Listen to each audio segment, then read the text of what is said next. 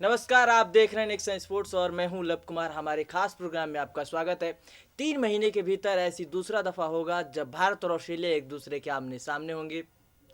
भारत नवंबर में ऑस्ट्रेलिया का रुख किया था। वहां पर सबसे पहले भारतीय टीम ने 3 T20 मैच खेले थे। 1-1 से T20 सीरीज बराबरी पर रहा था। उसके बाद भारतीय टीम ने 4 टेस्ट मैच खेले थे और 70 सालों के इतिहास में पहली दफा हुआ था जब भारतीय टीम ने ऑस्ट्रेलिया को उसी के घर में टेस्ट सीरीज में हराया। भारतीय टीम ने 2-1 से टेस्ट सीरीज जीता। उसके बाद 2-1 से वनडे सीरीज भी अपने नाम किया और एक बार फिर अब ऑस्ट्रेलियाई टीम भारत के दौरे पर आ रही है। 24 फरवरी को दोनों टीम आमने सामने होंगी।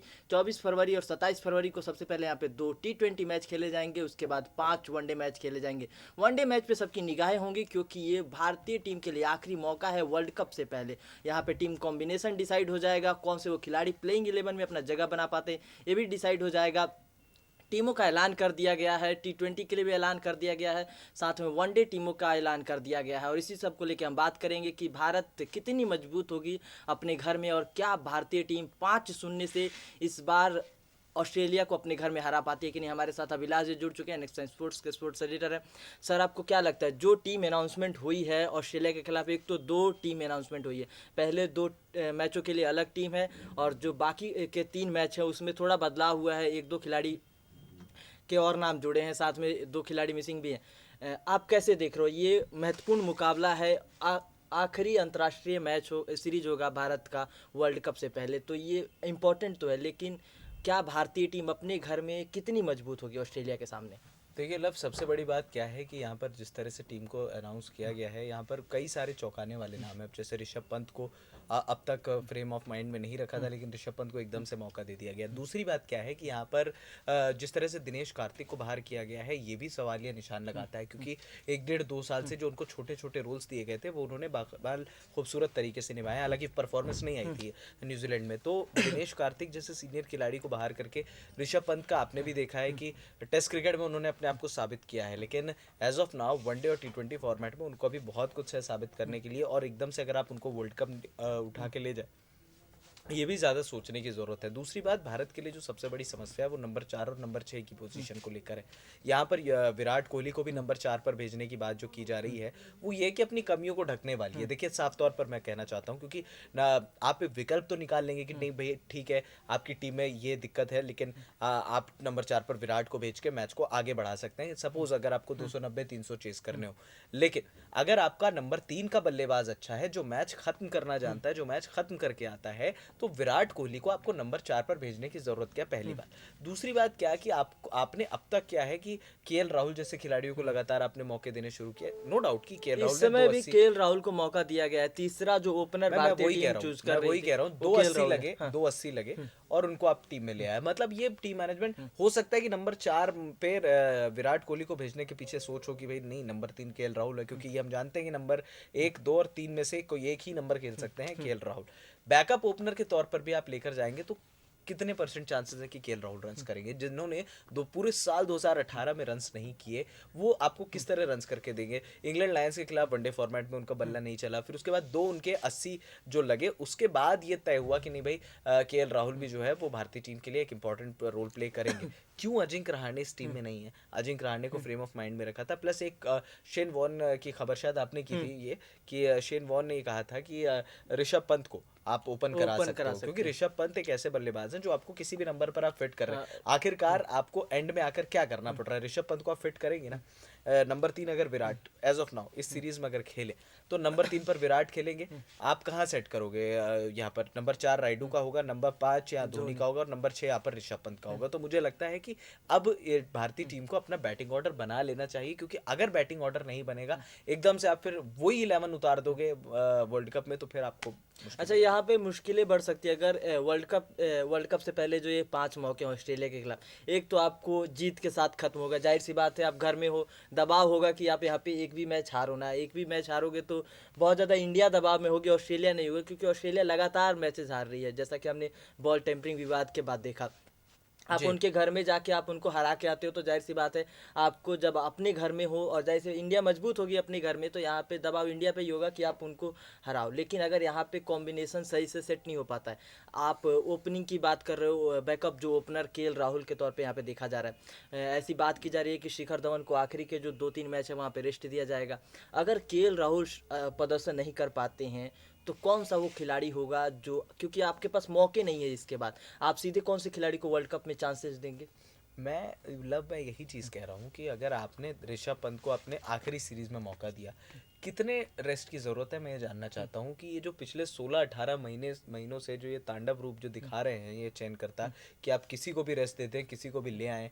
ठीक है, विराट कोहली नीड्स रेस्ट, विराट को आपने रेस्ट दिया, रोहित शर्मा को भी उतने रेस्ट की ज़रूरत थी, रोहित शर्मा भी तो लगातार खेल रहे हैं। अब विराट का देखिए, अब ये उनका पर्सनल मैटर है कि आप छुट्टी लेते हैं या नहीं लेते, आप सीरीज में आ जाते हैं, लेकिन जहाँ पर आपको अपनी तैयारियों को परखने का समय आता है वहाँ पर ही खिलाड़ी छुट्टी नहीं ले रहे हैं। अब आप देखिए, न्यूजीलैंड के खिलाफ इतनी बढ़िया सीरीज थी, अब आप सीरीज जीतने वाले थे तो आपने वहाँ छुट्टी ले ली। दूसरी बात क्या है, वेस्ट इंडीज़ के खिलाफ क्यों नहीं आप ड्रॉप हुए? आप इंडिया में देते मौका बाकी खिलाड़ियों को, पृथ्वी शॉ को आप मौका देते, या पृथ्वी शॉ आपके ट्राई हो जाते तो आप मौका दे सकते थे। प्लस शुभमन गिल को सिर्फ 2 मैच के बिना पर आपने बाहर कर दिया, क्यों शुभमन गिल इस स्क्वाड में नहीं है? अब तो उन्होंने उनके साथ क्यों नाइंसाफी की जा रही है? उन्होंने तो न्यूजीलैंड में चलिए कंपैरेटिवली बाकी खिलाड़ियों से ज़्यादा गेंदें खेली उन्होंने आखिरी 2 मैचेस में, जो सबसे टफ थे यहाँ पर खेलने के लिए। तो मुझे लगता है कि यहाँ पर शुभमन गिल इस स्क्वाड में होने चाहिए थे। केएल राहुल, देखिए एक खिलाड़ी जब आउट ऑफ फॉर्म होता है वो बाहर ही जाता है, आप देख लीजिए। आप देखिए युवराज सिंह को आपने बाहर किया, युवराज सिंह बाहर के बाहर ही हैं, उनको आपने लाने का नहीं सोचा। मतलब जहाँ पर जो टीम मैनेजमेंट की फेवरेट है, और जाहिर तौर पर मैं कहना, मैंने उस दिन भी कहा था और मैं आज भी कह रहा हूँ कि ये टीम जो है ये विराट कोहली की पसंद की टीम है। ये अगर ये चाहते हैं कि हम नंबर 4 नंबर 6 वाला बल्लेबाज हमारा 30-40 बनाकर आगे जाए, बाकी हम रोहित, शिखर और विराट खुद संभाल लेंगे। रवि शास्त्री का भी यही कहना है, अगर आप नंबर 4 विराट को लाएंगे तो नंबर 3 पर कौन सा खिलाड़ी है जो आपका फिट बैठेगा? नंबर 3 महेंद्र सिंह धोनी को तो आप नंबर 3 नहीं भेज सकते हैं फिर। तो क्योंकि यहाँ पर आपने अपनी स्ट्रेंथ को ही तोड़ दिया है। दूसरी बात, पिछले 16 महीनों में ना मैंने अच्छे से अच्छे चयन करता देखे हैं। मैंने दिलीप वेंगसरकर को देखा है, ठीक है, मैंने किरण मोरे साहब को देखा है, मैंने बाकी चयनकर्ताओं को देखा, लेकिन ये एमएसके प्रसाद और इनकी टीम जो है ना, इन्होंने मतलब आतंक मचा दिया है पिछले 16-18 महीनों में। इन लोगों को ये नहीं पता चल पाया है कि भारत की आखिर मिडिल ऑर्डर की कड़ी क्या है। भारत आखिर मिडिल ऑर्डर में अगर आपके खिलाड़ी नहीं खेलेंगे तो किन खिलाड़ियों को आप मौका दे सकते हो? 13 टेस्ट खेले हुए इनकी पूरी टीम है, जितने परांज पे, सरनदीप सिंह, के सारे जो इनके कुल मिला के 13 टेस्ट का अनुभव है। अब ये वर्ल्ड कप टीम डिसाइड करने चले हैं, एक सीरीज पहले आप दे रहे हैं ऋषभ पंत को मौका, और ऋषभ पंत बाई चांस प्रदर्शन नहीं करते हैं तो क्या ऋषभ पंत वर्ल्ड कप जाएंगे? या फिर आप अपने दिनेश कार्तिक को लेकर आएंगे? एक्सपीरियंस खिलाड़ियों या बैकअप प्लान आपने क्या तैयार किया? बाकी टीमें, मैं आपको बता रहा हूँ, डेविड मिलर भारत के सीरीज पर जाने से पहले साउथ अफ्रीका की टीम जो है ऑस्ट्रेलिया गई थी, डेविड मिलर ने नंबर 6 पर आकर 150 बनाए और अपनी टीम को मैच जिताया 350 बना के। अब आप ये देखिए, ये टीम बेहतर है या फिर भारतीय टीम बेहतर है? वर्ल्ड कप का दावेदार तो आप बता रहे हैं क्योंकि आपकी बॉलिंग अच्छी है, आपकी बल्लेबाजी, खुदा ना खास्ता एक खराब दिन आए वहां पर अगर आपकी बल्लेबाजी को जरूरत पड़ गई कि आप 20 पर 4, तो अभी जो आया था न्यूजीलैंड में, आपने एक में 250 बनाए, एक में 92 बनाए, और जो ऑस्ट्रेलिया में जो आप 4 पर 3 हुए थे वहां पर भी 250 ही बने। वहां भी मैच हारी थी टीम बिल्कुल। ने। एक मैच में जहां आपके न्यूजीलैंड के खिलाफ तीसरे वनडे में माउंट मोंगोनुई में आपने 324 बनाए, वो पिच थी 370 की। अगर धोनी और ज्यादा वहां पर तेज नहीं खेलते तो भारतीय टीम 324 भी नहीं बनाती। तो आपके स्ट्राइक रेट वाले बल्लेबाज भी नहीं है, तो आपको ऋषभ पंत को लाने की जरूरत पड़ रही है कि नहीं भाई, एक हमारे पास एक्स फैक्टर वाला प्लेयर होना चाहिए जो लंबी हिटें मार सके। रोहित शर्मा का क्या है, इनका इंजन गर्म होने में थोड़ा सा टाइम लगता है, क्योंकि समय लेते हैं। स्टार्टिंग में नॉर्मल खेलते हैं, फिर धीरे धीरे अपनी पारी को एक्सेलरेट करते हैं, और अगर 50 ओवर रोहित शर्मा खेले तो दैट मीन्स की गारंटी है भारत 380-370 लगाएगा। लेकिन रोहित शर्मा खुदा ना करे आउट हो जाए फिर, और इनके एक्सक्यूज आप देख लो। जब आपका इंस्टेंट कोलैप्स होता है, 92 पे ऑल आउट उस दिन हुई थी भारतीय टीम पूरी की पूरी, तो इनके एक्सक्यूज ये रहते हैं, it's all about one bad day. क्या वो बैड डे आपका सेमीफाइनल नहीं हो सकता? क्या वो बैड डे आपका फाइनल नहीं हो सकता? ये चीज, इन चीजों के बारे में चयनकर्ताओं ने अभी तक नहीं किया।